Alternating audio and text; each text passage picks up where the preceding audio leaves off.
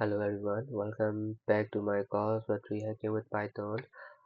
This video is about introduction myself to you.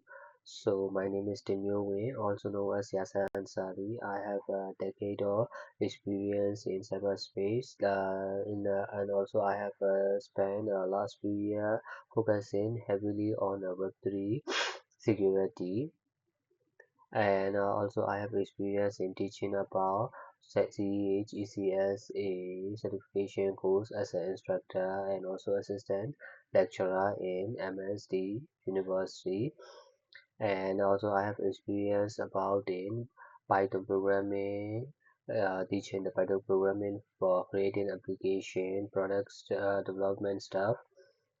So this is about me. I'm not taking too much time. I'm going to end this video in here. See you in next video. Bye bye.